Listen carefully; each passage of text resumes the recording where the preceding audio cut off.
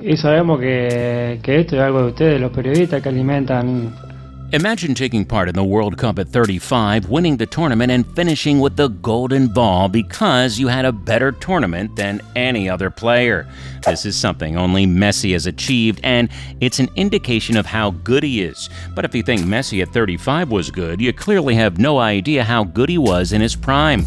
Dude was a monster and was absolutely unplayable. At 19, he already had a reputation for dribbling past an entire defense and scoring, and this is something Getafe will never forget. But while dribbling almost an entire team at 19 was mind-blowing, Messi was definitely a new kid on the block, and he was just starting out his career. We'll go on to find out what Messi really brought to the table in his prime, but right now, kindly like and share this video. Also, please hit that subscribe button if you're new here.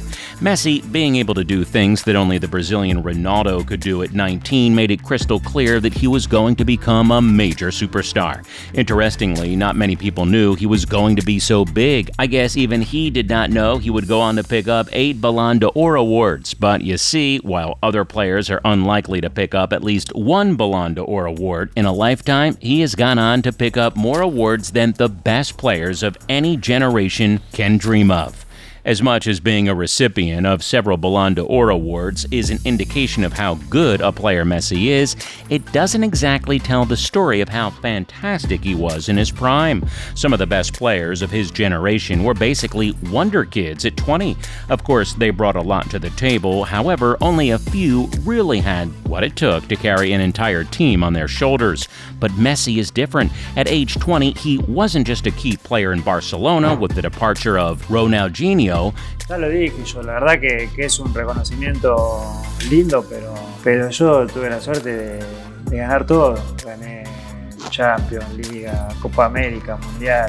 He became the best player in Barcelona and the whole of Spain. Even more interesting is that key players like Xavi and Iniesta, who had proven their quality, looked up to the young Messi to do some magic when the team got into tight positions, and he never failed to come up with a solution. As the most important player in Barcelona, Messi became the highest paid player in a team with stars that were established long before he made his Barcelona debut.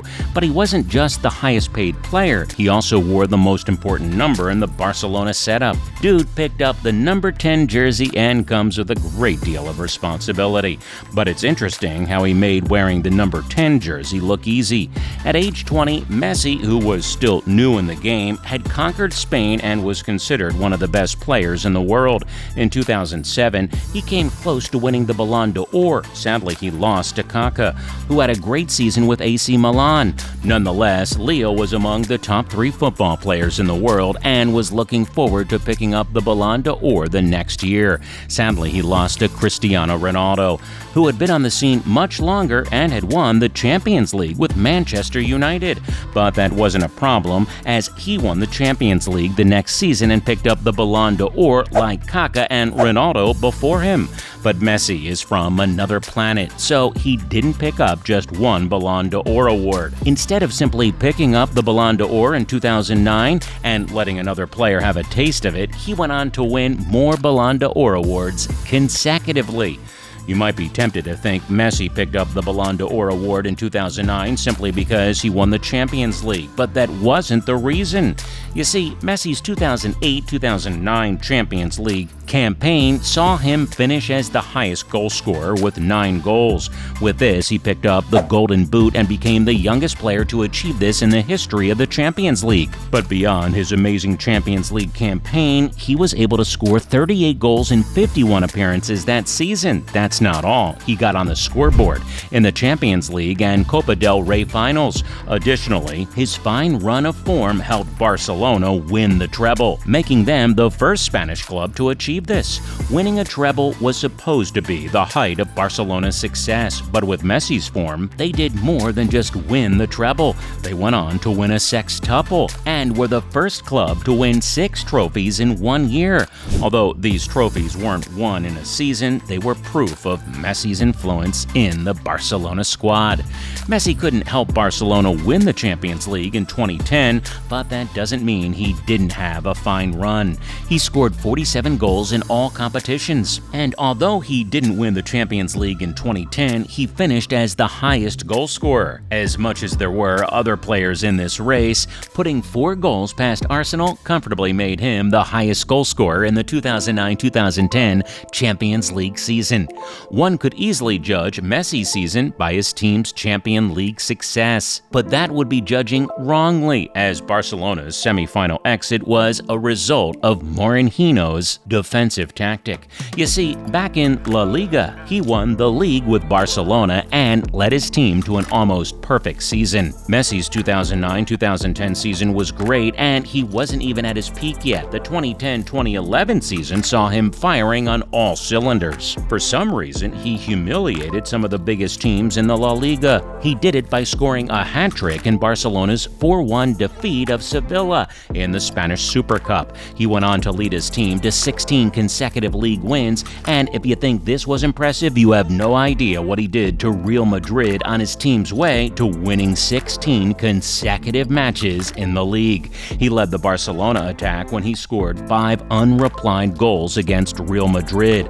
Now, walking over their eternal rivals was great, but Messi has had a lot of gas in his tank. He went on to score a hat-trick against Atletico Madrid, but he was just getting started with Madrid-based teams. After his hat-trick against Atletico, he went ahead to tear down the most dominant team in the Spanish capital. So what did Messi do? We will see that in a moment, but before we go on, kindly subscribe to this channel if you haven't done so.